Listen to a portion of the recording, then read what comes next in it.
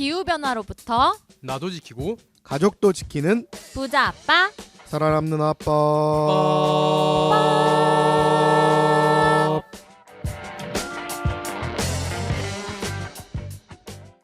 안녕하세요. 팟캐스트 부자 아빠 살아남는 아빠입니다.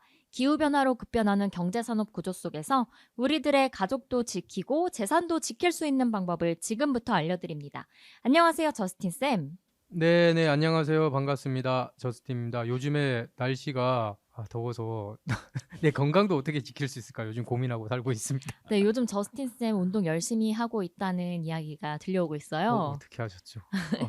네, 네네. 바디 프로필을 목표로 하고 계신다고 기대하겠습니다. 예, 그거는 농담이었고요. 네. 아니 바디 프로필을 찍을 정도의 네.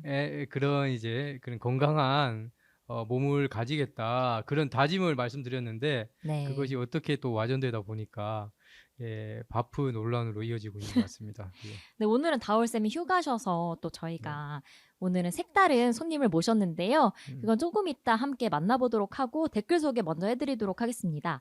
된 사람 되기님이 팟빵에서 덕분에 아리백과 CF백의 차이점을 잘 알았습니다. 우리나라가 가는 방향을 보면 참 가슴이 답답합니다. 그래도 이렇게 활동하는 분들이 계셔서 다행입니다. 감사합니다. 라고 남겨주셨습니다. 네, 저도 댓글 소개를 드리려고 하는데요. 댓글이 상당히 기시네요. 네. 이거는 댓글이라기보다는 하나의 논문 정도로 좀 내용이 길으셔서 제가 좀 짧게 소개만 좀 드릴게요. 이규현님께서 유튜브에 댓글을 남겨주셨어요. 시즌 1 첫 회부터 함께한 애청자입니다. CF100은 정부의 전환 비용을 회피하려고 외면, 꼼수 쓰려는 행태로밖엔 보이지 않습니다. 이렇게 또 CF100에 대해서 의견을 남겨주셨습니다.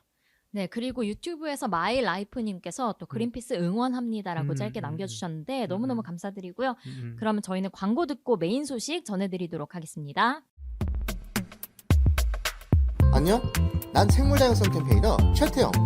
이제부터 내가 벌이 사라지면 먹기 어려워지는 것들을 얘기해볼게. 수박, 호박, 배추, 배, 사과, 키위, 딸기, 당근, 오이, 망고, 양파, 멜론, 체리, 레몬, 가지, 라임, 아보카도, 애플파이, 과일, 빙수, 블루베리, 고기, 우유, 크림커피, 화채, 아몬드까지? 이거보다도 더 많다고? 꿀벌을 살리고 싶지? 그린피스와 함께 정부의 꿀벌을 지켜달라고 요구해줘. 네, 오늘은 저희가 또 새롭게 모신 손님이 있죠. 누군가요, 저스틴쌤? 이번에 네. 얼마 전에 저 뉴스를 보신 분들, 신문을 보신 분들은 아시겠지만 그린피스가 청년 환경단체들과 함께 환경의 날 때 탄소의 짐 퍼포먼스를 펼쳤잖아요. 네, 탄소의 짐을 짊어진 청년들이 있었죠. 네네. 네. 거기에서 센터를 담당하셨던 아, 가장 중앙에 서서 탄소의 짐을 짊어지셨던 네. 그 주인공을 모셨습니다. 네, 그 주인공인 빅웨이브의 곽대현님과 또 저희 그린컬처 클럽에서 활약하고 계신 이선주 캠페이너님을 함께 모셨습니다. 반갑습니다. 반갑습니다. 안녕하세요. 네, 안녕하세요. 네, 그럼 간단하게 자기소개 부탁드립니다. 안녕하세요. 그린피스 기후에너지 캠페이너 이선주입니다. 앞서 소개해주신 대로 그린컬처 클럽에서 인사를 드리다가 처음으로 붓바살바 청취자 여러분들께 인사를 드리게 되었어요. 저는 개인적으로도 붓바살바를 애정하는 청취자로 오늘 이 자리에 함께하게 돼서 정말 영광입니다. 네, 안녕하세요. 저는 단국대학교 행정법무대학원에서 탄소중립학과 석사를 진행하고 있는 학생이면서 기후청년단체 빅웨이브에서 활동 멤버로 기후 대응 실천을 하고 있는 곽대현이라고 합니다. 반갑습니다. 반갑습니다. 오, 네, 와. 네, 오늘 저희 팟캐스트에 이렇게 출연해 주셔서 정말 진심으로 감사드립니다. 또 지난번에 저희가 초대석에서 청년 단체 세 곳을 모시고 함께 또 녹음을 한번 했었는데 그때도 이제 빅웨이브 대표님께서 출연을 해주셨는데 이번엔 또 그 퍼포먼스를 이제 열심히 맨 앞에서 해주셨던 곽대현님께서 또 출연을 해주셨습니다.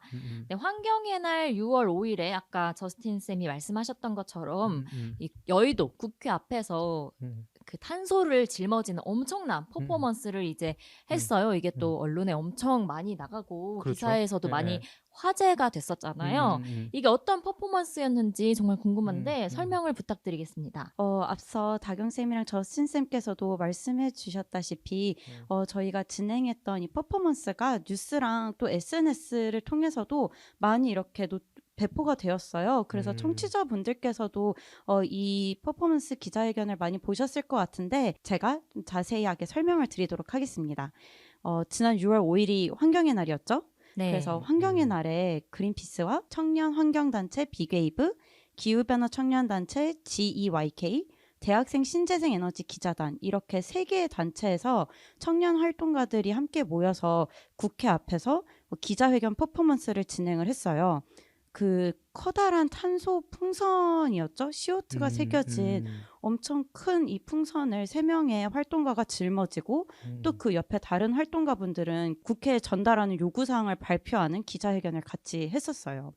이 탄소의 짐을 짊어졌다고 하셨는데 이게 무슨 의미인지 좀 궁금해요. 네, 이 장면이 굉장히 강렬했었는데 여러분 혹시 그리스 로마 신화의 아틀라스 형벌이라고 들어보신 적 있으신가요?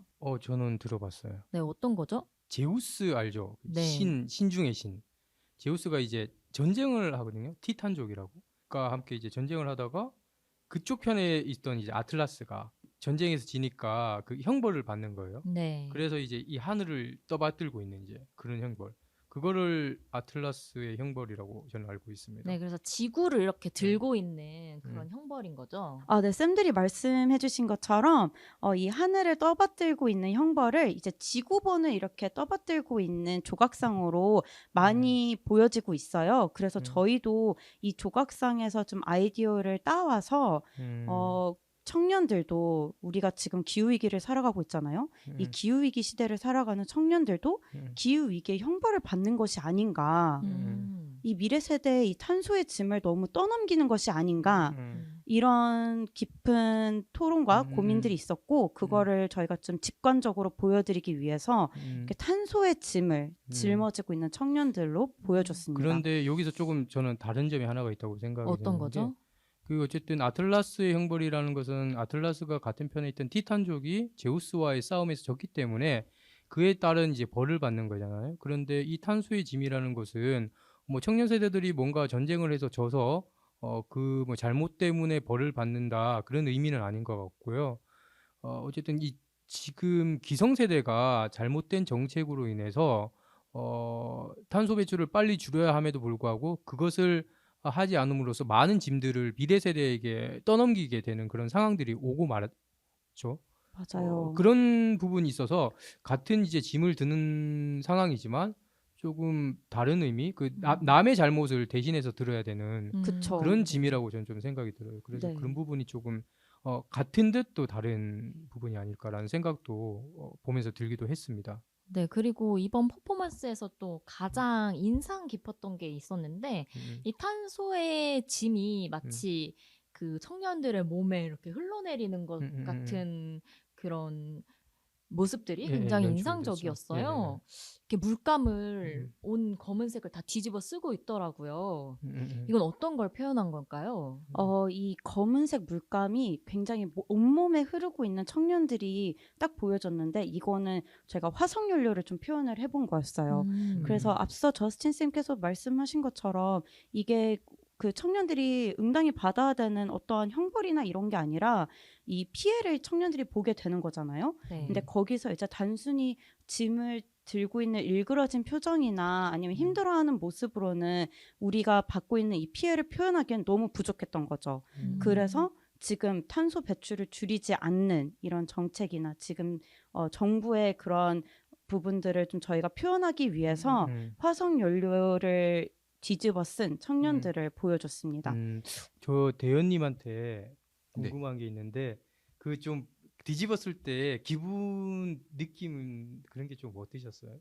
검은색 물감 뒤집었었을 때 예. 말씀하신 네. 거죠. 처음에는 이제 태안 기름 유출 사건 아. 생각하면서 자연 생태계가 그 피해를 오로지 봤었잖아요. 음. 이제 자연이 보는 게 아니라 사람이 그러한 피해를 보는 날이 다가오고 있는 것 같다 이런 생각이 좀 들었던 것 같고요. 맞아요. 네, 좀 마음이 무거웠던 것 같아요. 네, 아, 그렇습니다. 네. 특히나 그런 피해를 지금도 기후위기 피해가 나타나고 있지만 앞으로 가면 그 피해의 강도 그리고 빈도는 더욱더 이제 많아지고 심해질 건데 그런 것들을 지금 젊은 세대들은 더 오랫동안 더욱더 심하게 받아야 된다는. 근데 그런 것들을 아마 진짜 페인트 물감으로 뒤집어 썼을 때 그것들이 조금 더 몸에서 느껴졌을 것 같다. 심적으로. 저도 옆에서 보면서 좀 그런 생각이 좀 들기도 했었어요. 아, 진짜. 맞아요. 저도 음. 저스틴 쌤과 동일한 생각을 했었는데 이게 기자회견 그 공식 기자회견이 시작되기 전에 세 분께서 이제 그 물감을 다 뒤집어 쓰시고 자리에 딱 쓰셨는데 저는 그때 굉장히 어떤 웅장함이 좀 느껴졌거든요. 우리의 다시 한번 국회에 전하는 메시지를 좀 더 책임감 있게 전해야겠다라는 어떠한 좀 책임감이라든지 아니면은 그런 위기감, 시급성에 대한 부분들을 굉장히 잘 표현해 주셨어요. 아무래도 선주쌤도 어쨌든 청년 세대시잖아요. 여기서 네. 또 그렇기 때문에 훨씬 더 그런 감정을 또 청년 활동가들과 함께 같이 느끼지 않았을까. 저도 그런 생각이 옆에서 좀 많이 들었었습니다. 네, 근데 저희가 이 퍼포먼스에서 음. 주요 이제 청년들의 역할을 해주셨던 분들이 있었던 반면에 또 저희가 좀 국회의 이런 그 안일한 태도들이나 모습들을 좀 풍자하기 위해서 국회의원 역할을 해준 청년 활동가분도 계셨어요. 네, 혹시 기억하고 계시나요? 약간 그 듣기 싫다 하면서 귀를 막고 얼굴을 찡그리고 네, 그거는 이제 기후변화 청년단체 DEYK 김선율님께서 이제 국회의원 배지를 딱 다시고 등장을 하셨는데 지난번에 저희 초대석에 출연해 주셨던 맞습니다. 네네. 예. 이분께서도 이제 국회를 굉장히 풍자하는 장면을 잘 연출을 해주셔서 저희의 메시지를 잘 전달할 수 있었다고 생각합니다. 근데 전 여기서 그 탄소의 짐 아까도 이제 잘 말씀을 좀 드렸잖아요. 결국에는 현재 세대 특히 이제 정치권의 결정으로 인해서 더욱더 많은 부담을 이제 미래 세대가 줄 수밖에 없고 그런 이제 불공평함, 불공정함 그런 것들이 지금 벌어지고 있는 상황인데 그것을 이제 잘 표현했기 때문에 이 퍼포먼스가 미디어와 그리고 소셜 미디어 등을 통해서 많은 관심을 좀 끌었다고 생각이 들고요. 여기서 조금 더 설명을 하고 싶은 게 결국에는 좀 핵심 메시지가 바로 탄소 예산이었던 것 같아요. 정말 알아야 되는 개념인데 그 국회의원들이 대정부 질의할 때 장관도 모르더라고요. 네. 탄소 예산이라고 물어보면 탄소 감축을 위해서 써야 되는 예산 아닌가요? 아. 사실 그렇게 지금 설명하는 그런 상황이에요. 탄소 예산은 다들 아시겠지만 우리가 탄소 배출이라는 것이 일정한 수준을 넘어가면 네. 정말 위험한 상황이 있는 것이고 그래서 꼭 이 정도까지만 배출하자. 배출 한계치잖아요. 그거를 이제 탄소 예산이라고 하는데 우리 정부가 지금 만든 정책에 따르면 우리가 지금 한국에 가지고 있는 탄소 예산은 45억 톤 정도밖에 안 되죠. 근데 이 45억 톤 중에서 2030년까지 41억 톤을 다 쓴다는 거예요. 우리나라 정부 정책대로 가면. 4억 톤밖에 안 남네요. 그렇죠. 4억 톤이면 사실은 우리가 지금 1년 내뿜는 온실가스나 이산화탄소량보다 적거든요. 네. 그러면 그 미래 세대는 어떻게 하란 말이냐. 그러니까요. 정말 이 불공정한 그래서 너무나 과도하게 부담을 지고 짐을 지는 진짜 탄소 부채 같은 그런 상황이 닥치게 되는 것이고 그렇기 때문에 이 퍼포먼스가 더욱더 이런 메시지들과 함께 잘 표현이 된 게 아닌가 저는 그 생각이 또 한 번 더 들었습니다. 이게 마치 신용카드 빚 그렇죠. 카드 한도 같네요. 맞아. 저희가 이제 네. 카드 한도를 다 쓰고 청년들이 나머지 빚을 갚고 그렇죠. 빚을 사실은 내고 예. 와. 이제 이게 카드가 있는데 뭐 네. 법인 카드가 있듯이 예를 들어서 우리 패밀리 카드가 있다고 치는 거죠. 가족 카드가. 그래 아빠가 우리가 이제 45만 원이 한도인 거야. 네. 우리 가정에서 쓸 수 있는 게 이제 44만 원 쓰고 자 이제 너 이제 41만 원이죠. 40만 원 쓰고 너 이제 대현님 보고 자 4만 원 이제 평생 이걸로 봐. 아니 나 이거 하루만 해도 그냥 10만 원씩 쓰는데 이거 어떡하라는 거냐. 사실 그래서 그 카드도 사실 우리 한도를 초과하면 그 카드를 쓸 수가 없지만 더 무서운 것은 이 탄소 예산이라는 것은 이 한도를 초과하면 지구 자체를 쓸 수 없는 거다. 좀 조금 약간 과도하게 해석을 하면 그만큼 정말 위험한 건데 이런 탄소 예산에 대해서 너무 이제 불공정하게 배분이 된 게 진짜 큰 문제라고 생각이 들어요. 네, 그래서 이런 청년들이 겪어야 할 기후 위기를 표현한 퍼포먼스였는데요. 이 청년들은 또 어떻게 이 퍼포먼스에 참여하게 된 건지 좀 궁금해요. 아마 이렇게 각 세 군데의 단체가 있었는데 또 대현님이 그 가운데 있으셨잖아요. 어떻게 이 공을 짊어질 결정을 하셨는지. 퍼포먼스 자체에 대한 자세한 내용 선주쌤께서 설명을 잘 해주셔서 저는 이제 전체적인 관점에서 설명을 드리면 좋을 것 같아요.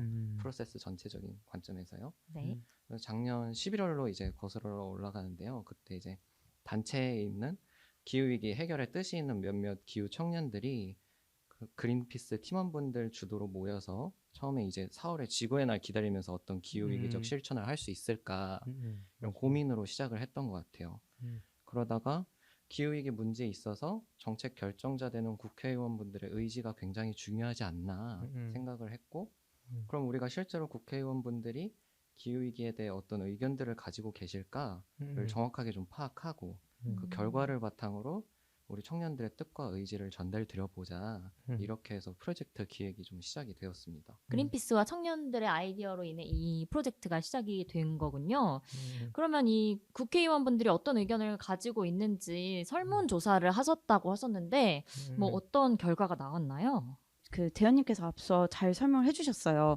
11월에 모여서 제21대 국회가 어떤 기후위기 인식을 가지고 이제 의정 활동을 하고 있는지 좀 조사를 하기 위해서 설문조사를 함께 기획을 하였고 설문조사 어떤 질문을 할 것인지에 대한 되게 구체적인 논의에서부터 언제 설문을 진행할 수 있는지에 대한 굉장히 실무적인 얘기까지 자세히 오고 갔는데 결론을 좀 말씀드리자면 지난 4월에 2주간 국회의원 대상으로 설문조사를 진행을 했고 전체 저희가 진행했었을 때는 의석수가 299석이었어요. 네. 그래서 3분의 1에 해당하는 101명의 국회의원 분들이 설문에 참여를 해주셨어요. 그래서 이 설문조사 결과를 잘 살펴보니까 약 80%에 해당하는 의원 수가 의정활동에서 기후위기 대응이 차지하는 중요도가 높다고 응답을 하였고 네.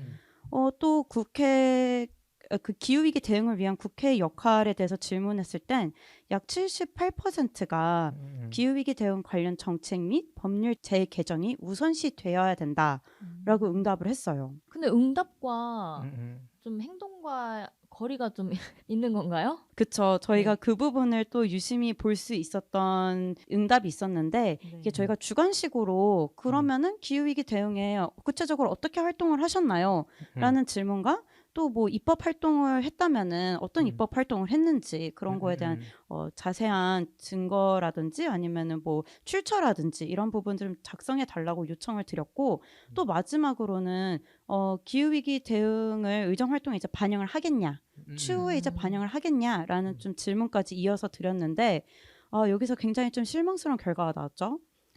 그 실제로 기후위기 대응을 했다고 응답한 의원은 34.7%에 불과했고요. 그리고 아까 국회의 역할이 뭐 법률 재개정이 우선시 돼야 된다. 정책 및 법률 재개정이 우선시 돼야 된다라고 응답을 했음에도 불구하고 법안 발의와 같은 입법 활동을 했다고 응답한 수는 20%밖에 안 된 거예요. 80%에서 20%면 너무 차이가 심한 것 같은데요. 그렇죠.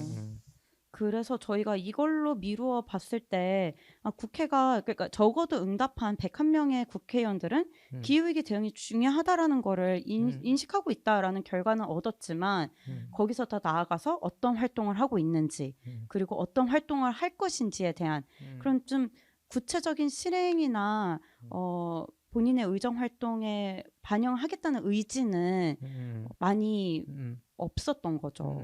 그래서 사실은 좀 이걸 들으시는 청취자분들 이런 생각하시는 분들도 있을 것 같아요. 뭐 기후위기가 중요하긴 하지만 국회의원들마다 또 다른 상임위에 소속되어 있는 사람들이 있고 뭐 환노위에 소속되어 있는 사람 아니면 산업과 관련돼서 소속되어 있는 사람들은 뭐 열심히 할지라도 뭐 그렇지 않은 사람은 또 그런가 뭐 안 할 수 있는 거 아니야? 이렇게 생각하시는 분들도 계실 것 같은데 사실 이게 저는 다르게 생각하는 거 오늘 아침에도 제가 집에서 출근을 하면서 보니까 땡땡역 뭐 공영 주차장 뭐 300명 상백면 예 추가 유치 이런 거 있잖아요. 이게 뭐냐면 이제 국회의원이 자기 지역도 챙기잖아요. 네. 지역을 챙기면서 그 지역에서 뭔가 사업을 했다는 걸 막 홍보를 하잖아요. 그럼 뭐 그런 걸 할 수 있어요? 그런데 그렇다면 기후위기 이것은 이제 더 이상 중앙 정부만의 문제가 아니라 또 지역 사회에서의 모든 사회에서 문제예요. 가령 예를 들어서 농업을 기반으로 하는 곳은 정말 이제 과수 피해라든지 이런 극단적인 기후 현상 때문에 그런 피해들이 나타날 수밖에 없고 해마다 이제 홍수 피해 이런 것들이 이제 어느 지역이나 이제 다 나타나고 있고 폭염은 뭐 전 지역에 이제 우리나라 전반적으로 다 나타나는 그런 문제잖아요. 그렇기 때문에 관심만 조금 가진다면 지역에서 할 일이 엄청 많을 것인데 그럼에도 불구하고 그나마 관심이 중요하다고 생각했던 사람들이 100명 정도가 응답을 했는데도 불구하고 자기들이 어떤 얘기를 했는지 어떤 활동을 했는지 자신 있게 답변을 적지 못한다는 것 그것이 지금 우리 국회가 가지고 있는 말과 행동이 다른 그리고 다른 그런 상황을 적나라하게 좀 보여주는 것이 아닌가 좀 그런 생각이 좀 들었습니다. 근데 저희 설문조사 결과를 어쨌든 세계 단체랑 같이 진행을 하고 결과를 같이 봤잖아요. 대현님께서는 어떤 결과가 좀 유의미하게 다가오셨는지 궁금합니다. 아무래도 저희 이제 퍼포먼스 팀 차원에서 생각을 해야 됐었으니까요. 이제 국회의원분들이 중요한 문제라는 것을 이미 알고 계시고 경제 위기라는 사실도 알고 계시고 그런데 정책적으로 우선순위냐 했을 때 후순위적으로 생각한다는 사실이 맞아요. 저희가 어떻게 방향성을 잡아야 할지에 대해서 굉장히 의미 있었던 결과였던 것 같아요. 네. 그래서 저희 퍼포먼스도 우리가 그러면 국회의원분들이 조속히 움직이실 수 있도록 기후위기 대응 관련 정책 및 법률 재개정, 예산 조정 등과 같은 실천을 행하시도록 임팩트를 줄 수 있는 퍼포먼스를 계획해보자 이렇게 또 생각을 하게 되었거든요. 네. 네. 이날 청년들이 국회에 이제 소리치면서 요구사항을 외쳤던 장면이 저는 기억이 나는데요. 이 국회에 요구한 3가지 사항이 있었는데 그게 어떤 것이었나요? 그거 저희가 3가지 사항을 문서화해가지고 또 전달하기 위해 작성해 간 거였는데요. 네. 첫째로는 이제 계류 중인 법안들이 있어요. 국회에서 그것들을 조속히 통과시켜 달라는 내용. 그리고 두 번째는 탄소 예산과 관련하여서 이 탄소 중립 기본법 있잖아요. 네. 그게 더 구체적으로 탄탄해질 수 있도록 요구하는 내용. 그리고 마지막으로는 이게 계획이 세워지는 것뿐만 아니라 감시되고 점검되는 것 또한 중요하다고 생각을 하는데 네. 이러한 행위가 국회 내부에서 더 견고하게 이루어질 수 있도록 요구하는 내용 이렇게 있었습니다. 사실 조금 전에도 이제 3가지 이제 얘기를 하셨잖아요. 네. 그래서 제가 좀 추가적으로 설명을 드리면 아까 처음에 얘기하셨던 이제 법안 관련된 것들은 지금 기후위기 대응을 하려면 에너지 전환이 급속하게 필요하잖아요. 여태까지 우리가 석탄이나 석유, 천연가스 같은 화석연료로 기반으로 이제 경제를 이끌어 왔는데 그것이 아니라 재생에너지 같은 깨끗한 이제 에너지원으로 전환을 해야 되고 그렇게 하려면 그것을 이제 뭔가 좀 추진을 할 수 있도록 법적 근거들이 이제 많이 마련돼야 되는 그런 상황이 있죠. 그런데 특히나 그런 상황에서 우리나라 정부가 풍력 발전은 조금 더 늘리겠다라고 하고 있지만 한국 같은 경우에 이제 풍력 발전을 하려면 인허가만 해도 6년이 넘게 걸려요. 네. 저희가 예. 지난번에 재생에너지 그렇죠. 편 할 때도 많이 이야기를 그렇죠. 드렸었는데 그래서 국회에서 그러면 풍력발전법이 통과가 돼야 그러면 한 2년 반 정도로 그 인허가 시기를 줄일 수가 있는데 지금 그 법들도 이제 계류되어 있는 상황이고 또 탄소세 법도 저는 또 중요하다고 이번에 생각을 해서 그런 얘기들이 또 같이 나왔던 것 같은데 사실 한국에서 이제 대현님이 또 이제 금융 쪽에 이제 공부를 하시는 거지만 맞아요. 예 지금 우리나라 이제 탄소에 보면 탄소의 가격을 매겨요. 네. 그래서 이제 쉽게 얘기하면 그런 거죠. 우리 쓰레기에도 가격을 매기는 거 아세요? 네, 저희 아파트 단지는 이제 음식물 쓰레기 버릴 때마다 돈을 그렇죠. 내거든요. 맞아요. 네. 근데 네, 쓰레기 무게당. 봉투에도 네. 쓰레기 봉투를 살 때 가격을 내는 거잖아요. 네. 그게 바로 이제 쓰레기에 대해서 가격이 있는 거잖아요. 맞습니다. 그런 것처럼 우리도 이제 탄소에 대한 가격은 있어요. 음. 근데 우리나라가 얼마냐? 12,000원 톤당. 너무 톤당이요? 네, 너무 톤당 저렴한 거죠. 12,000원. 12,000원만 내면 1톤의 탄소를 그냥 배출할 수가 아. 있는 건데 네. 지금 유럽은 한 12만 원 정도 해요. 와. 10배 정도 차이가 나고 이 탄소 가격이라는 것도 가격은 설정되어 있는데 그러면 우리로 이제 종량제 봉투, 탄소 종량제 봉투를 정부가 기업들한테 그냥 공짜로 나눠주고 있어. 탄소 가격은 있는데 네. 공짜로 그런 종량제 봉투를 나눠주고 있는 그런 상황인 거죠. 그렇기 때문에 어떻게든 이 탄소 가격이라도 좀 정상화되면 특히 기업들이 탄소 배출을 하는데 부담을 느끼지 않겠나. 그렇게 좀 생각이 들기 때문에 이런 탄소세법 같은 것들 이제 통과되어야 된다. 그런 얘기를 했었고 얼마 전에 이제 발표됐던 탄소중립 녹색성장 기본계획, 그 탄소중립을 이루겠다는 계획도 결국은 매년 제대로 되는지 이행 점검을 해야 되잖아요. 네. 여태까지 그런 것들이 잘 안 됐으니까 이런 것들도 제대로 하자. 그런 의견들이 이 청년단체와 함께 토론을 하면서 이제 많이 나왔던 것 같습니다. 네, 그리고 두 번째로 이제 법에 대한 보완 개정이 이제 좀 필요하다고 하셨는데 뭐 어떤 것들이 상세하게 있을까요? 이게 앞서 그 저스틴 쌤께서 탄소 예산에 대해서 설명을 너무 잘해 주셨는데요. 아까 말씀해 주셨던 것처럼 한국에 남은 탄소 예산이 약 45억 톤이에요. 네. 근데 이거를 2030년까지 41억 톤을 사용하겠다는 한국 정부의 계획이 있는 것이고, 그러니까 아까 말씀하신 것처럼 탄소 예산을 전혀 반영하지 않은 탄소 중립 기본법이 된 거죠. 근데 여기서 좀 강조드리고 싶은 게 최근에 국제 공동 연구진이 발표한 전 세계 탄소 예산이 나왔는데 이게 2020년 IPCC에서 발표한 탄소 예산의 약 절반에 해당하는 양인 거예요. 그러니까 이번에 다시 계산을 해보니까 전 세계 남아있던 탄소 예산은 뭐 5천억 톤 가까운 탄소 예산이 남아있는 게 아니라 2,500억 톤이 남아있다고 발표를 한 거죠. 그러니까 우리도 그 IPCC에서 발표한 탄소 예산을 기준으로 한국의 탄소 예산을 계산했더니 45억 톤이었던 건데 이게 탄소 예산이 거의 절반으로 줄어든 지금 현재 시점에서는 한국에 남아있는 탄소 예산도 45억 톤이 아닐 수도 있다는 거죠. 훨씬 더 적을 수도 있다는 건데 우리는 2030년까지 41억 톤을 배출할 거다. 그러니까 저희가 이 탄소 예산에 입각해서 다시 한번 이 탄소중립 기본법을 좀 봐야 되지 않나. 그래서 이거를 국회에서 이런 탄소 예산에 대한 개념을 가지고 이 법안들을 다시 봐야 된다는 것을 좀 강하게 요구를 한 거죠. 네, 이와 관련해서 또 최근 인권위가 탄소중립 녹색성장 기본법이 위헌이라는 의견을 냈다면서요? 예, 맞아요. 사실 제가 그걸 보면서 이게 까마귀가 날자 배 떨어지는 거 아니냐 네. 이런 생각 좀 해봤는데 우리 청년단체들과 함께 지금 이 탄소중립 녹색성장 기본법의 문제점, 특히 이제 탄소 예산이 불공정하게 배분되어 있는 그런 상황들, 그리고 특히나 목표치조차 너무나 낮기 때문에 미래 세대들에게는 너무나 많은 부담을 지어야 된다는 그런 부분들, 그런 부분들을 이제 여기 국가인권위에서 좀 궤를 같이 하는 그런 결정을 내렸어요. 그래서 여기에서 내린 결정을 보면 결국은 우리나라가 지금 2030년까지 2018년 대비해서 40% 정도 온실가스를 이제 배출을 이제 줄이겠다라고 얘기를 했죠. 그런 상황인데 지금 유엔에서는 2019년 대비해서 43% 감축을 해야 된다. 이제 그거를 다시 한 번 더 우리나라를 적용을 해보면 2018년 대비해서 45% 감축해야 되는 거예요.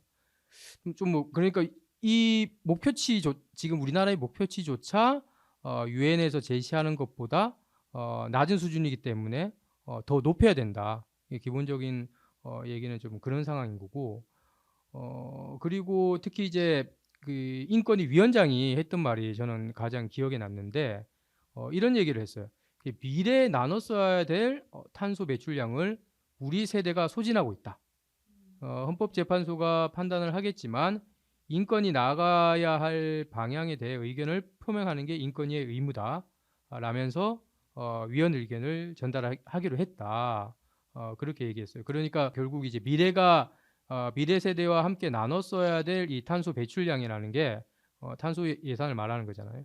그래서 이 탄소 예산을 지금 다 소진하는 거 그것이 이제 문제가 있다는 그런 취지의 얘기를 한 것이라서 이번에 또 퍼포먼스를 했던 것 그거하고도 저는 좀 궤를 같이 하는 그런 일련의 사건이 아니었나라는 생각이 또 들었었습니다.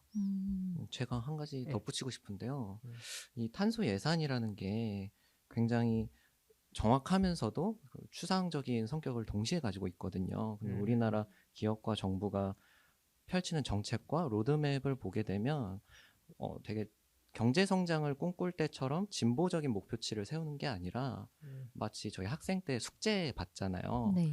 근데 숙제 받으면 그 전날 밤새워서 하는 것처럼 그럼 미루고 마지막에 어쩔 수 없이 해야 될 때 그런 것 같은 굉장히 보수적인 목표치를 설정을 하는 것이죠. 근데 얼마 전에 캐나다에서 굉장히 큰 산불이 네. 나가지고 뉴욕에서도 피해 있고 그랬었잖아요.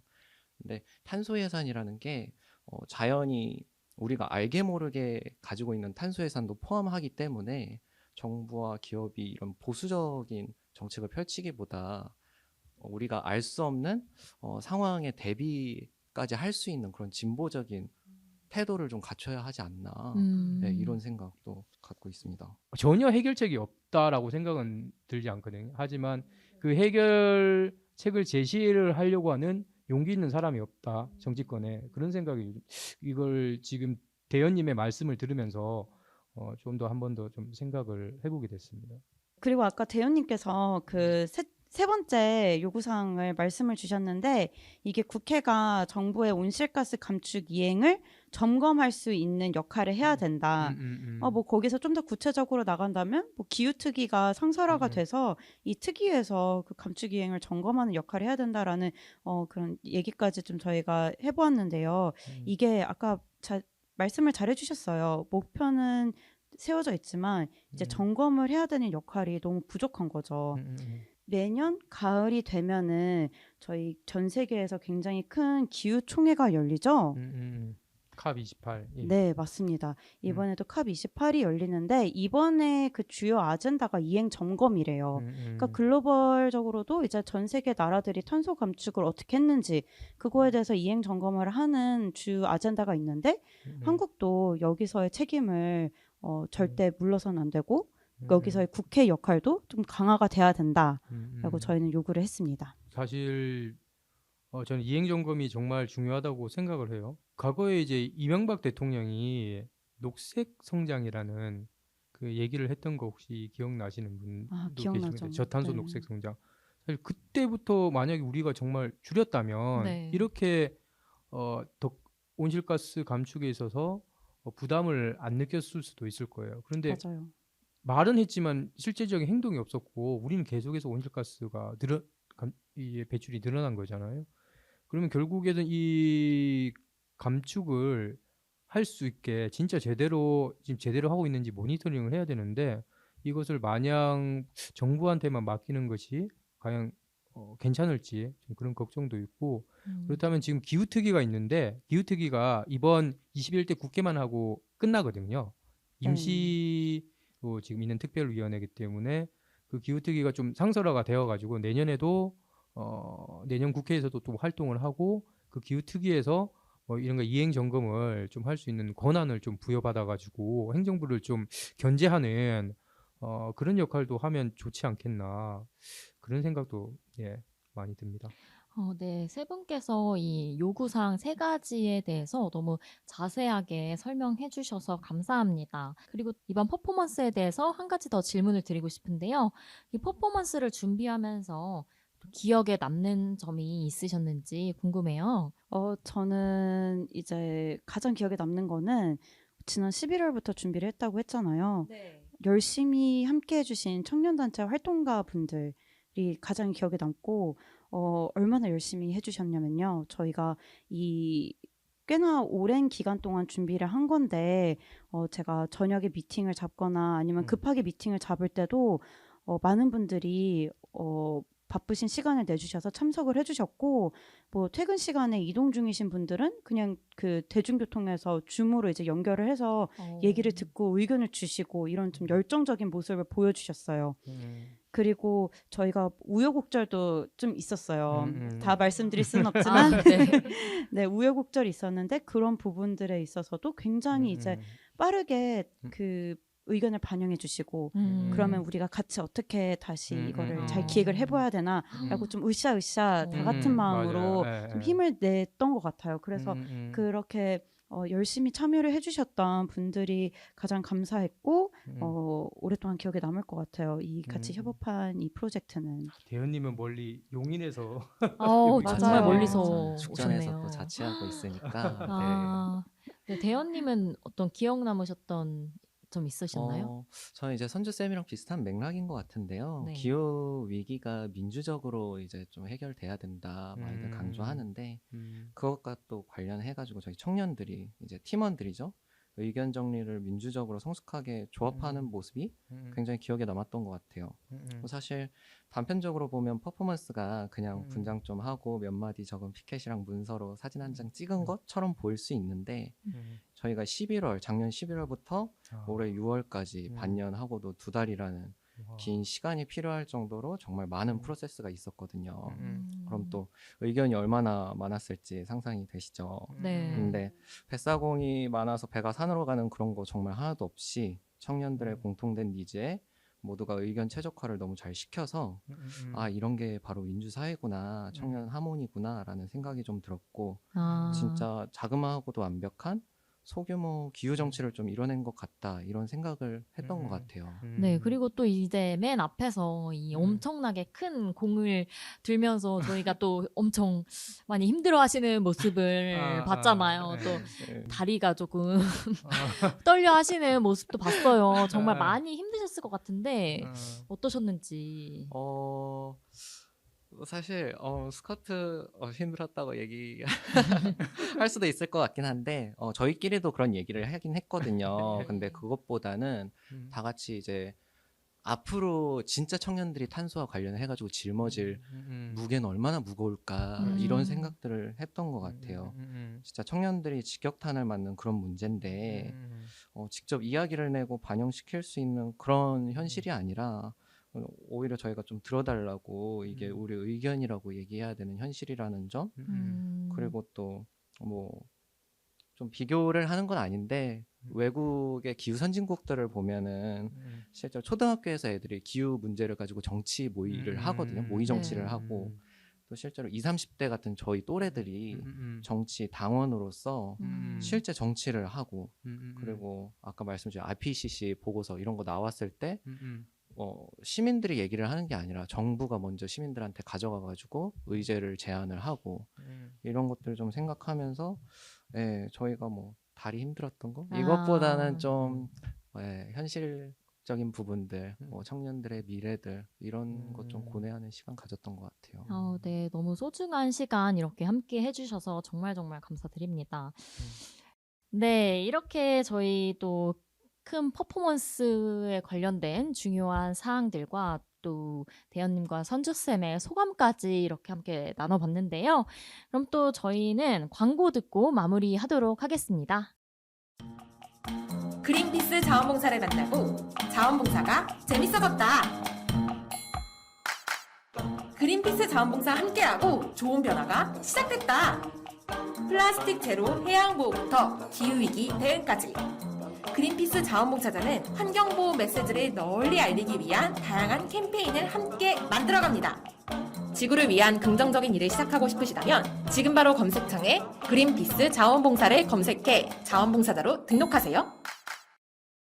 네, 오늘 출연해주신 대현님 그리고 선주쌤 너무너무 감사드리고 이렇게 또 이렇게 크고 대단한 퍼포먼스에 함께 참여해주신 거 너무너무 감사드린데 이 빅웨이브의 이번 퍼포먼스에 더해서 또 앞으로의 활동 방향도 조금 궁금하고 오늘 출연해주신 이 대현님의 앞으로의 이 행보도 저희가 좀 궁금해요. 개인적으로는 사실 영국 유학을 좀 앞두고 있어요. 특별히 지속 가능한 금융 쪽으로 관심이 있어서 그쪽으로 딥하게 공부를 좀 하려 합니다. 흔히들 기후위기를 경제위기라고 하잖아요. 네. 이 위기를 해결할 수 있는 방법을 저는 이제 돈에서 좀 찾아볼까 해요. 그리고 영국이 이런 말을 했어요. 산업혁명을 일으킨 나라로서 책임감을 갖고 탈탄소 사회를 이룩하겠다. 음. 네, 이런 이상도 좀 배울 수 있길 소원하고 있습니다. 네. 단체 활동과 관련해서는 이게 기후위기 활동을 하다 보니까 고독하기도 하고 워낙 큰 문제인 것 같아서 쉽게 좌절하게 되고 또 포기하게 되고 그런 것 같아요. 그런 의미에서 요즘 줌 잘 되어 있잖아요. 네. 네트워크 계속 서로 정보 공유하고 또 업데이트하면서 지속적으로 이바지할 수 있도록 그리고 청년으로서의 책임 다 할 수 있도록 계획하고 있습니다. 네, 감사합니다. 그리고 이번 퍼포먼스에서 또 선주쌤이 정말 중요한 역할을 해주셨잖아요. 네, 저도 이번에 한번 프로젝트를 같이 진행하고 나서 이 기후에너지 캠페인을 이 청년들과 그리고 또 시민들과 어떻게 공감을 하고 또 이거를 정치권에 요구를 해야 되는지에 대해서 좀 배울 수 있었던 계기가 된 것 같아요. 그래서 좀 더 성숙한 캠페이너로서 계속 성장을 하면서 여러분들과 나중에도 기회가 된다면 이렇게 붓바살바에서 기후에너지 이슈들을 좀 깊게 다룰 수 있도록 하겠습니다. 네, 우리 저스틴쌤, 선주쌤, 대현님 모두 환경의 날을 이렇게 의미 있게 만들어주셔서 너무너무 감사드리고요. 또 앞으로의 행보와 활동들 저희가 기대하도록 하겠습니다. 그리고 끝까지 함께 해주신 청취자 여러분, 저스틴쌤, 선주쌤, 대현님 감사합니다. 감사합니다. 감사합니다.